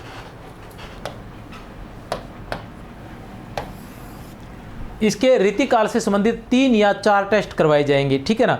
3 या 4 टेस्ट कम से कम करवाए जाएंगे रीतिकाल से संबंधित, और मैं कोशिश करूंगा कि प्रश्नों के माध्यम से सभी दोहे और सभी रचनाएं इसके अंदर आ जाए और उनकी विशेषताएं भी आ जाए। असंगत विकल्प का चयन कीजिए। कुमारमणि। आप चाहेंगे कि बड़े बड़े क्वेश्चंस क्यों नहीं आ रहे? क्योंकि अभी जो जहाँ तक शुरुआत जो है उसमें क्या किसी प्रकार के क्वेश्चंस नहीं दे रखे हैं, तो उसी हिसाब से मैंने ये क्वेश्चंस बनाए हैं, क्योंकि मैंने क्रम से चलना है। वैसे उठाने में तो रीतिकाल में कहीं से कैसे क्वेश्चंस उठा लो उस हिसाब से नहीं बनाए, मैंने उस क्रम से बनाए, क्योंकि मेरा उद्देश्य आपको डॉक्टर नगेंद्र का हिंदी साहित्य का इतिहास पढ़ाना है। जब आप पढ़ो और इधर देखो तो आपको उसी क्रम में चलता हुआ नजर आए। इसलिए प्रारंभ में शुरुआत में वो क्या करते हैं, इसी प्रकार के क्वेश्चन है, क्योंकि जो उनकी प्रारंभ में प्रवृत्तियाँ वगैरह दे रखी हैं उसमें इतनी कोई विशेष बात नहीं आती है। वो तो संस्कृति के बारे में, राजनीति के बारे में, साहित्य कला के बारे में दे रखे, उससे किसी प्रकार का कोई विशेष क्वेश्चंस बनता मुझे नज़र नहीं आया। लेकिन उसके बाद जब उन्होंने इनको बांटा अलग अलग मुक्त काव्य में, प्रबंध काव्य में और नाटकों में, तब उन्हीं में से क्वेश्चंस बन रहे थे। उनमें से क्वेश्चंस क्या दे रखा है? सीधी रचनाएं दे रखी हैं। मुक्त काव्य रचनाकार और उसकी रचना, प्रबंध काव्य के अंतर्गत रचनाकार और उसकी रचना, नाटक रचनाकार और उसकी रचना, इतना सीधा दे रखा है। तो उस हिसाब से एक बार सिर्फ रचनाओं के बारे में हम बात कर रहे हैं। उसके बाद जैसे क्या आएगा कि अलग अलग रचनाकार का विशेष परिचय आएगा, तब हमारे नेक्स्ट टेस्ट जो रहेगा उसके अंदर बड़े बड़े क्वेश्चन या विशेष तथ्यात्मक जानकारी या उनके बारे में किस रचना में उन्होंने क्या क्या कार्य किया था उससे संबंधित उस प्रकार के क्वेश्चंस आएंगे। तो आप बने रहिए क्लास में। कुमारमणि, रसिक रसाल, रसिक रंजन, देव राधिका विलास, नीति शतक, सुरति मिश्र, अंग दर्पण, रस प्रबोध, याकूब खां, रसभूषण। बताइए कौन सा असंगत है? 17 का बताइए कौन सा असंगत है?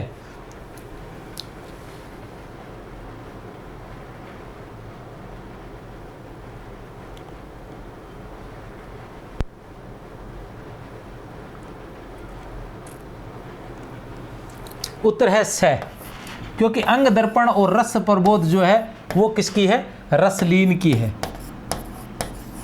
किसकी है? रसलीन की है। रसलीन का क्या नाम था? सैयद गुलाब नबी। सैयद गुलाब नबी। रसलीन सैयद गुलाब नबी का उपनाम था। तो अंग दर्पण और रस प्रबोध किसकी है? रसलीन की है। आपको याद रखना है। और कब कब लिखी गई थी? ये लिखी गई थी 1937 में और ये लिखी गई थी 1942 में। यह लिखी गई थी 1937 में और यह लिखी गई थी 1942 में। कुमारमणि की रचना रसिक रसाल और रसिक रंजन है। देव की रचना राधिका विलास और नीति शतक है।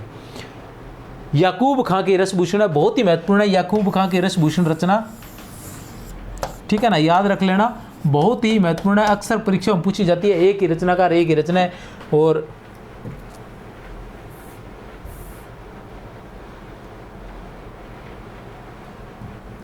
रसलीन की जो पंक्तियां हैं, अमीय हलाल मद भरे सेत श्याम रतनार, अमीय हला हल मद भरे सेत श्याम रतनार, जियत मरत झुकी झुकी परत, ठीक है ना, जिह चितवत एक बार, ठीक है ना।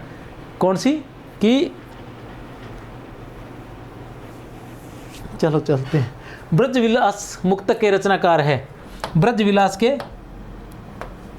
ब्रजविलास रचना है। किस प्रकार की रचना है? मुक्तक है। रचनाकार कौन है ये पूछा है।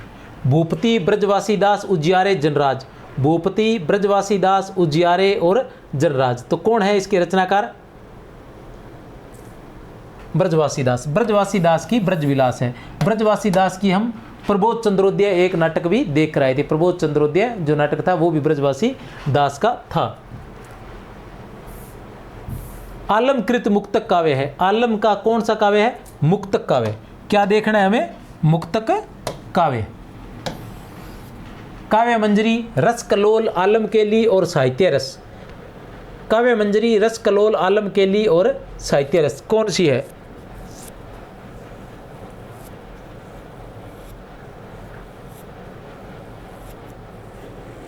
आसान ही है, आलम केली, इतना क्या सोच रहे हो? आलम की एक ही रचना है, आलम केली, वही मुक्तक काव्य है। गोप कवि का मुक्तक काव्य नहीं है। गोप कवि का मुक्तक काव्य नहीं है। ए बै सैयद है। इससे संबंधित पहले बता चुका हूं मैं आपको, ठीक है ना। कौन सा नहीं है? रसभूषण नहीं है, ठीक है ना।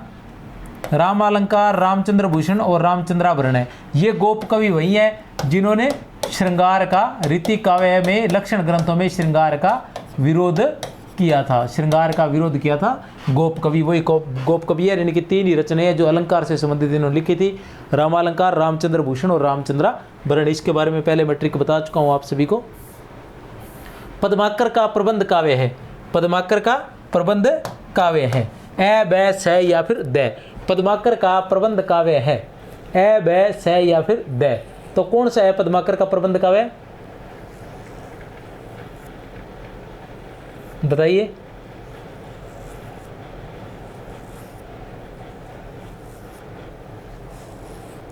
हिम्मत बहादुर विरुद्धावली।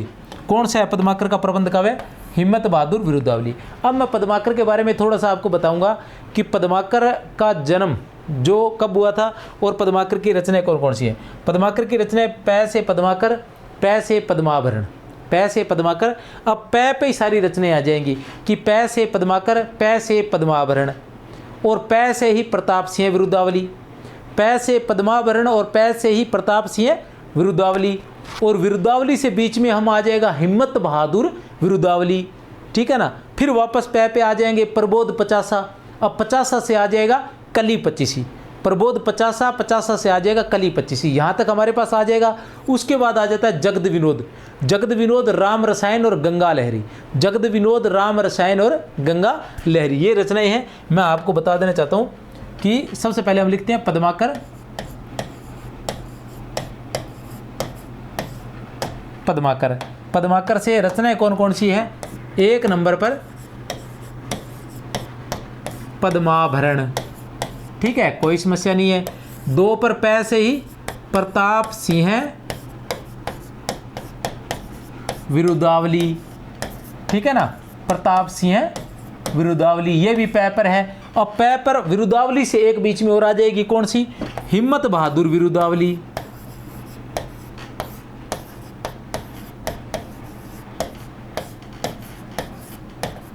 हिम्मत बहादुर विरुद्धावली, ठीक है ना। इसके बाद वापस पै पर आ जाइए। वापस पै पर आएंगे तो फिर आ जाता है प्रबोध पचासा।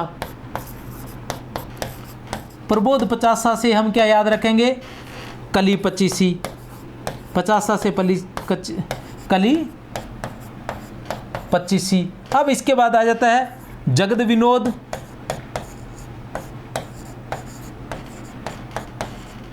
राम रसायन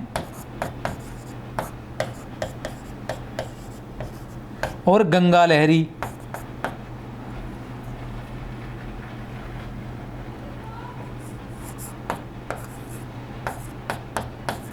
दिख रहा है क्या?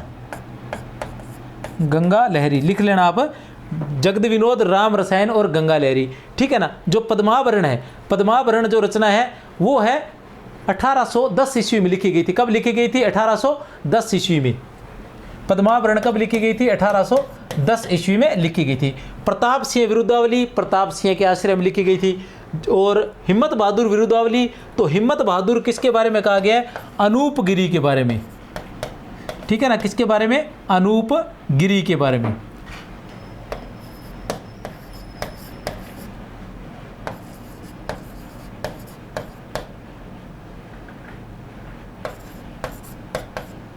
अनूप गिरी के बारे में। किसके बारे में? अनूप गिरी में। प्रबोध पचासा, कली पचीसी, जगद विनोद। जगद विनोद बहुत ही महत्वपूर्ण रचना है। इसमें क्या है? जगद विनोद में क्या है? 6 प्रकरण और 731 छंद है।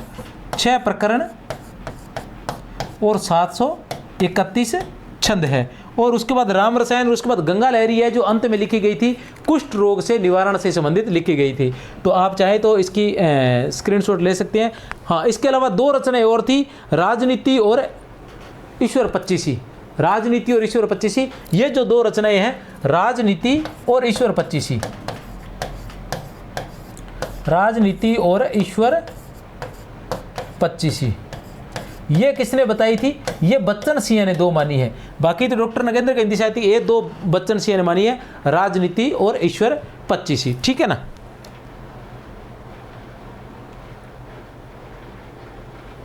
उसके बाद आ जाते हैं नेक्स्ट क्वेश्चन पर।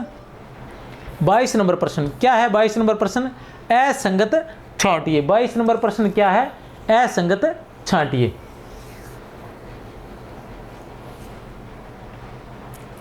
असंगत क्रम छांटिए। देख लीजिए क्या छांटना है? असंगत क्रम छांटना है। क्या छांटना है? असंगत क्रम छांटना है।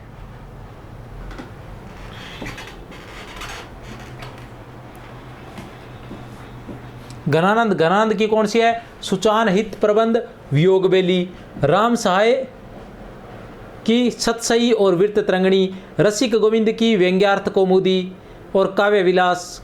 और बेनी बंदीजन की टिकेत राय प्रकाश और बड़ुआ संग्रह। तो कौन कौन सी है? बहुत ही आसान है। घनानंद की सुजान हित प्रबंध और वियोग बेली, कोई समस्या नहीं है।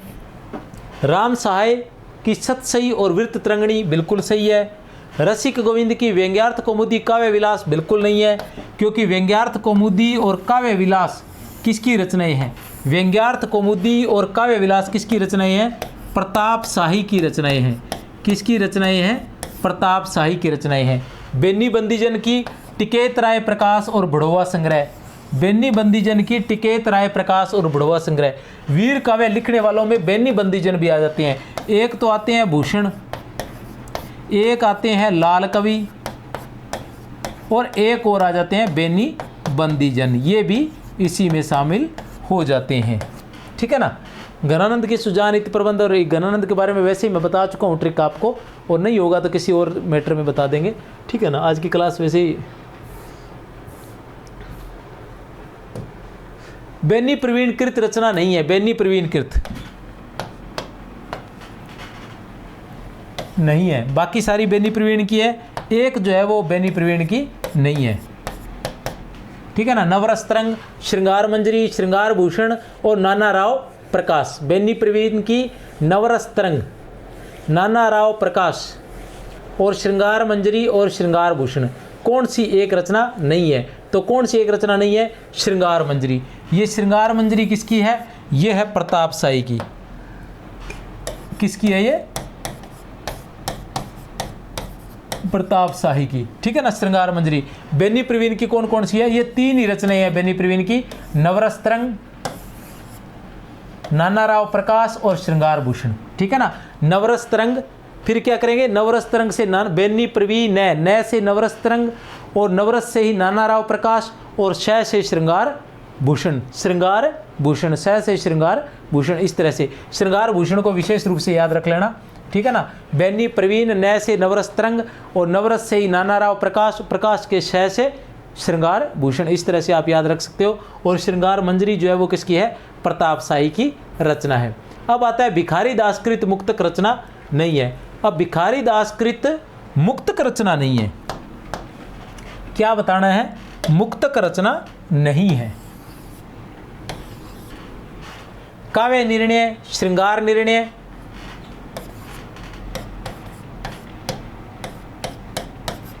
काव्य निर्णय, श्रृंगार निर्णय, रस सारांश, छंदारणव, पिंगल, छंद प्रकाश, काव्य भरण और श्रृंगार सागर, काव्य भरण और श्रृंगार सागर, तो कौन सी नहीं है?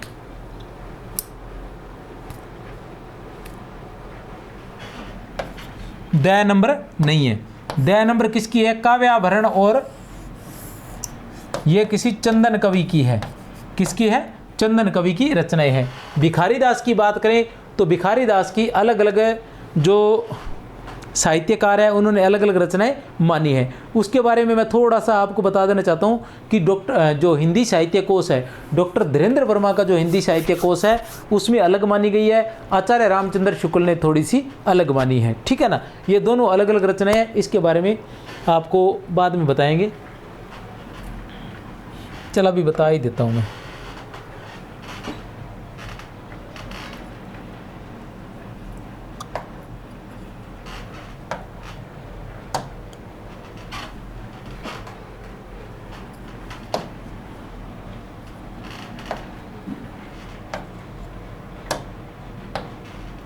ठीक है ना। भिखारी दास पहले हम लेते हैं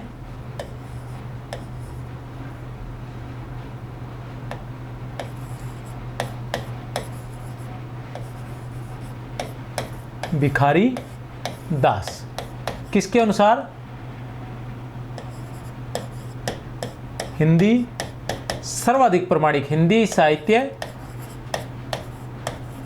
कोश, किसकी रचना? ये डॉक्टर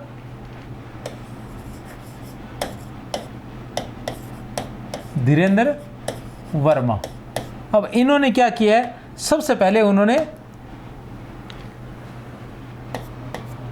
1735 ईस्वी में, सबसे पहले 1735 ईस्वी में किसकी रचना बताई है? कौन सी रचना?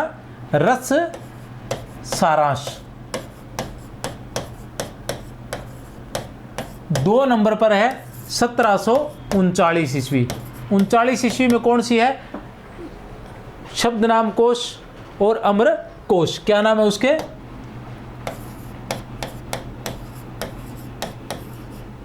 शब्द नाम कोश, ठीक है ना। अमर कोश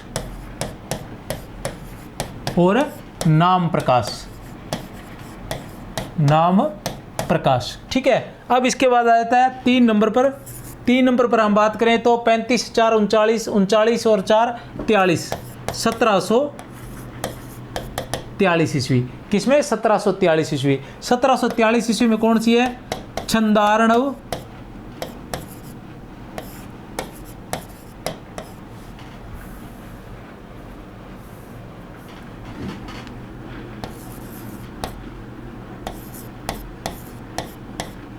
छंदारणव पिंगल, ठीक है ना। 43 में 4 जोड़ देंगे तो क्या हो जाएगा? 47। तो 1747 में, 1747 ईस्वी में, 1747 ईस्वी में कौन सी है? काव्य निर्णय। कौन सी है? काव्य निर्णय। अब इसके बाद 47 में 4 जोड़ देंगे तो 51, 1751 ईस्वी। 1751 ईस्वी में कौन सी है? श्रृंगार निर्णय।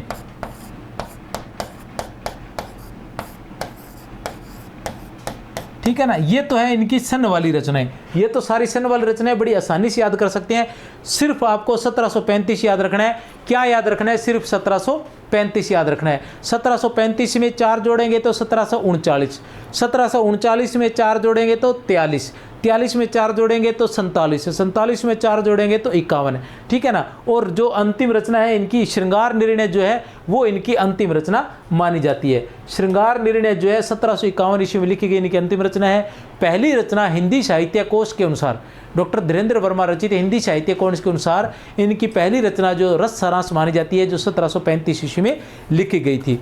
और उसके बाद 1739 ईस्वी में नाम प्रकाश, शब्द नाम कोश और अम्रकोश, 1739 ईस्वी में नाम प्रकाश, शब्द नाम कोश और अम्रकोश आ जाती है। उसके बाद 1743 ईस्वी में छंदारण और पिंगल आती है, 1743 में छंदारण और पिंगल। 1747 में काव्य निर्णय आ जाती है और उसके बाद 1751 में आ जाती है श्रृंगार निर्णय। इसके अलावा कुछ रचनाएं और भी मानी है हिंदी साहित्य कोश में, कौन कौन सी मानी है वो भी मैं लिख देता हूँ। उन्होंने अन्य रचनाएं मानी है, उसके सन नहीं दिए हैं, ठीक है ना, उसको हम ऐसे लिख देते हैं अन्य। अन्य की बात करें तो अन्य के अंदर आ जाता है, अन्य में सबसे पहले आती है विष्णु पुराण भाषा, विष्णु पुराण भाषा, और दूसरी आ जाती है शतरंज शतीका। दूसरी कौन सी आती है? शतरंज शतीका। ये जो है इनकी अन्य रचनाएं आती है। इसके अलावा छंद प्रकाश, इसके अलावा छंद प्रकाश और बाग बहार, ये रचना इनकी मानी जाती है। विष्णु पुराण भाषा, शतरंज शतीका, छंद प्रकाश और बाग बहार, ये इनकी अन्य रचना है। किसके अनुसार? हिंदी साहित्य कोश के अनुसार। चाहे तो स्क्रीनशॉट ले सकते हैं। हाँ, एक रचना और भी है 5 नंबर पर, राग निर्णय।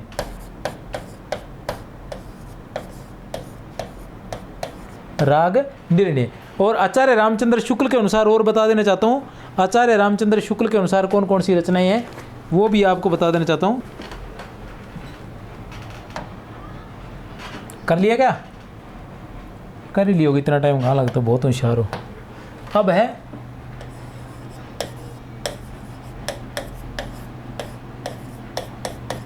भिखारी दास, किसके अनुसार?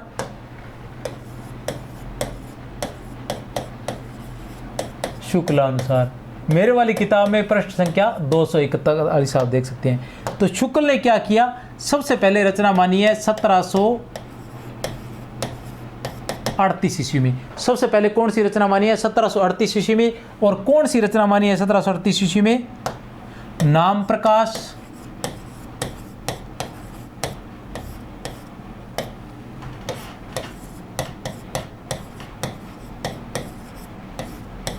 शब्द नाम कोश और क्या नाम था? नाम प्रकाश, शब्द नाम कोश और अमरकोश। इसको इन्होंने क्या माना है? सन के हिसाब से प्रथम रचना माना है आचार्य रामचंद्र शुक्ल के हिंदी साहित्य के इतिहास में, आप लोग देख सकते हैं। उसके बाद 2 नंबर पर जो है 1742 ईस्वी, 2 नंबर पर है 1742 ईस्वी। इन्होंने 2 नंबर पर इन्होंने माना है किसको? रस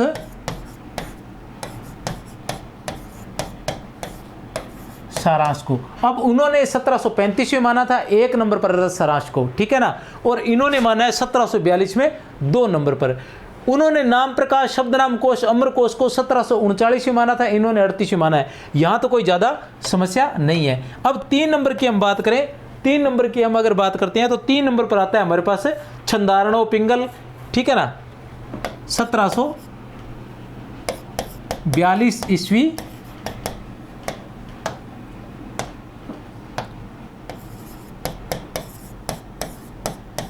छंदारणव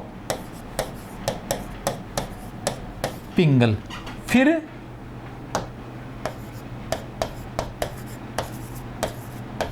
1742 ईस्वी काव्य निर्णय। कौन सी? काव्य निर्णय। फिर 1751 ईस्वी श्रृंगार निर्णय।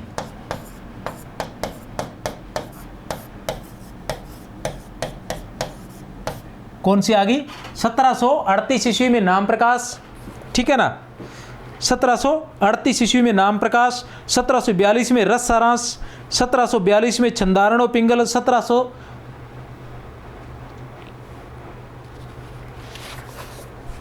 42 काव्य निर्णय, 1751 में श्रृंगार निर्णय। इसके अलावा छंद प्रकाश और रचना है इनकी, एक रचना और बताइए शुक्ल ने, जिसका नाम है छंद प्रकाश।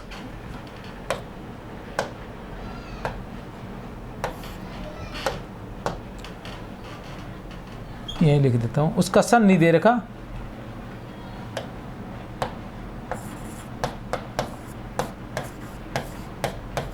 छंद प्रकाश और शतरंज सती का, जो उन्होंने भी मानी है।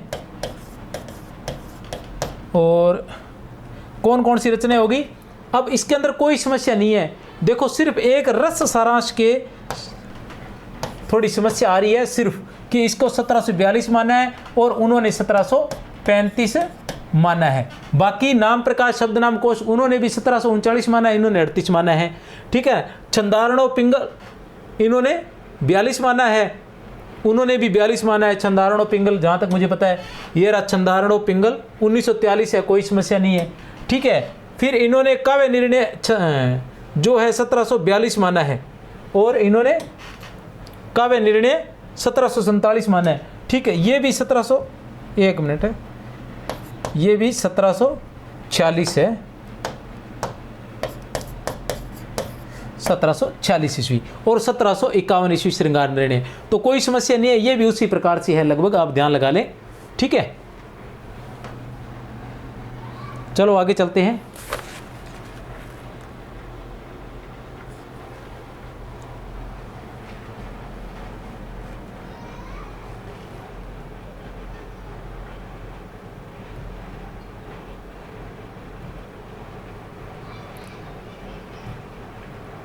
पच्चीस नंबर प्रश्न। 25 नंबर प्रश्न क्या है? भूपतिकृत मुक्तक काव्य नहीं है। भूपतिकृत मुक्तक काव्य नहीं है। भूपतिकृत मुक्तक काव्य नहीं है। सतसई, काव्य कलाधर, कंठाभूषण और रस रत्नाकर।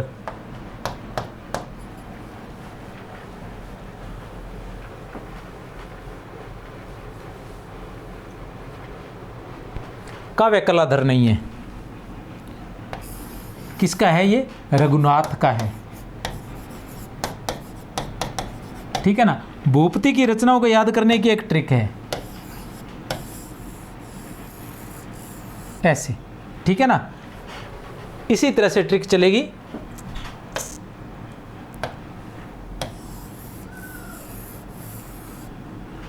भूपति सतसई कंठाभूषण रस रत्नाकर। भूपति सतसई कंठाभूषण रस रत्नाकर, इस तरह से आप इसको याद रख सकते हैं कि भूपति सतसई कंठाभूषण रस रत्नाकर। इस तरह से एक राग सी बनाकर याद करने की कोशिश करेंगे तो याद हो जाएगा। भूपति सतसई कंठाभूषण रस रत्नाकर, इनकी 3 ही रचनाएं हैं भूपति की। ठीक है, जसवंत सिंह की रचना नहीं है। अब जसवंत सिंह की इसमें सभी रचनाएं आ जाएगी, लेकिन वो रचनाएं नहीं रहेगी। और वो रचना बहुत ही आसान है, आपको देखते ही पता चल जाएगा। अप्रोक्ष सिद्धांत, अनुभव प्रकाश, सिद्धांत बोध, सिद्धांत सार, आनंद विलास, भाषा भूषण, रस रहस्य और नक्शिक, ये कौन सी रचना इनकी नहीं है। ठीक है ना, बहुत ही आसान है। कौन सा? द। मैंने आपको पहले बताया था रस रहस्य और नक्शिक। रस रहस्य किसकी है? कुलपति मिश्र की। किसकी रचना है? कुलपति मिश्र की रचना है। इसके बारे में मैं पहले बता चुका था कि कुलपति मिश्र की जो रस रहस्य रचना है उसको आचार्य रामचंद्र शुक्ल ने मम्मट के काव्य प्रकाश का 6 अनुवाद माना है। मम्मट के। बाकी जो जसवंत सिंह की रचना है अप्रोक्ष सिद्धांत, सिद्धांत बोध, सिद्धांत सार, अप्रोक्ष सिद्धांत, सिद्धांत बोध, सिद्धांत सार, अनुभव प्रकाश, आनंद विलास और भाषा भूषण। भाषा भूषण जो है ये अलंकार ग्रंथ है। भाषा भूषण जो है वो जसवंत सिंह का अलंकार ग्रंथ है। इसमें याद नहीं आ रहा मुझे थोड़ा सा। रस निधिकृत रचना नहीं है। रस निधिकृत रचना नहीं है। रस निधिकृत रचना नहीं है। रत्न हजारा, विष्णुपद कीर्तन, कवित, 12 मासी नहीं है, 12 मासा है। ठीक है ना, गीति संग्रह, अरिल, युक्ति तरंगणी और दुर्गा भक्ति तरंगणी। ठीक है ना, कौन सा नहीं है? ए, ब, स या फिर द। तो कौन है? द। युक्ति तरंगणी और दुर्गा भक्ति तरंगणी किसकी रचनाएं हैं? ये भी कुलपति मिश्र की है। किसकी है? कुलपति मिश्र की रचनाएं हैं, युक्ति तरंगणी और दुर्गा भक्ति तरंगणी। रस निधि की एक ट्रिक है कि रस निधि ने अपनी रचना रत्न हजारा कवित्त में रस निधि ने अपनी रचना रत्न हजारा कवित्व में 12 मासा का और रस निधि सागर में अरिल हिंडोला का चित्रण किया है। ये इनकी ट्रिक है, थोड़ा सा मैं लिखवा देता हूं आपको।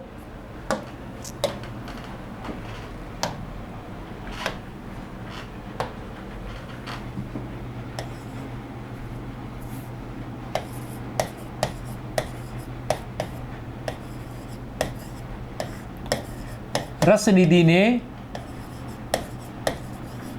अपनी रचना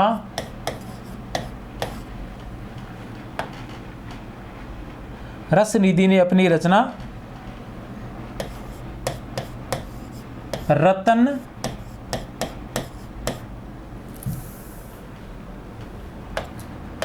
रस निधि ने अपनी रचना रतन हजारा कवित्त में, रस निधि ने अपनी रचना रत्न हजारा कवित्त में 12 मासा का व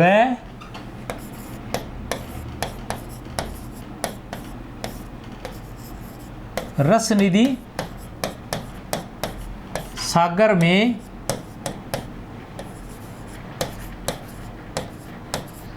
अरिल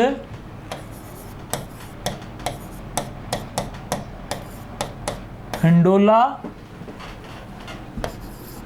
का चित्रण किया है। रस निधि ने अपनी रचना रत्न हजारा कवित्त में, रस निधि ने अपनी रचना रत्न हजारा कवित्त में 12 मासा का और रस निधि सागर में अरिल हिंडोला का चित्रण किया है। अब इसको कैसे ये देख सकते हैं कि रस निधि ने अपनी रचना रत्न हजारा, ठीक है ना, और कवित्त 12 मासा, रस निधि सागर, अरिल और हिंडोला, ये रचनाएं किसकी है? रस निधि की रचनाएं हैं। कितनी रचनाएं होगी ये? 1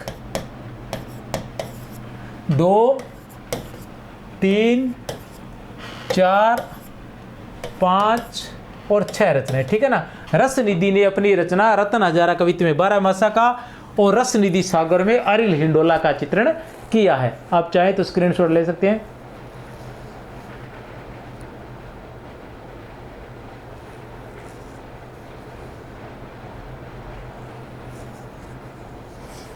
इसके अलावा 2 रचनाएं और हैं इनकी, वो कौन कौन सी है? 7 और 8। विष्णु पद कीर्तन और गीति संग्रह। प्रश्न संख्या 28, असंगत क्रम छांटिए। क्या छांटना है हमें? असंगत क्रम छांटना है। गिरधरदास रस रत्नाकर भारती भूषण उत्तरार्ध नायक का भेद, दीनदयाल गिरी अनुक्ति कल्पद्रुम अनुराग बाग, अमीरदास राधाष्टक कुब्जाष्टक रस रूप और दीर्घ शतक, गवाल यमुना लहरी भक्त भावन और रसिकानंद। बताइए असंगत छांटना है तो असंगत कौन सा है? ए बै से या फिर द?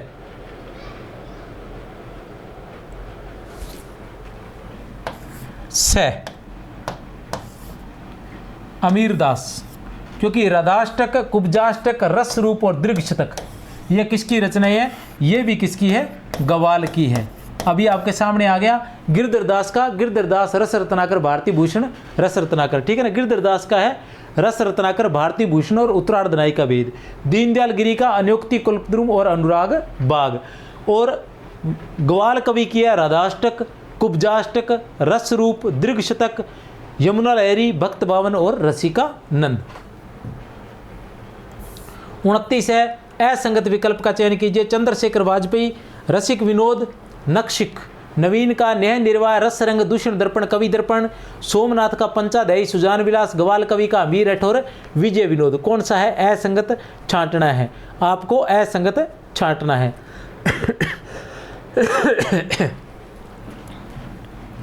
तो उत्तर कौन सा है?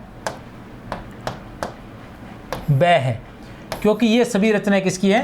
गवाल कवि की है, ठीक है ना। चंद्रशेखर वाजपेयी का रसिक विनोद और नक्शिक ग्वाल कवि की है न्याय निर्वाह, रस रंग, दूषण दर्पण और कवि दर्पण। सोमनाथ की पंचाध्यायी सुजान विलास, ग्वाल की अमीर हठ और विजय विनोद है। रस तरंग व सुधा रस के रचनाकार है, रस तरंग व सुधा रस के रचनाकार हैं तो कौन है?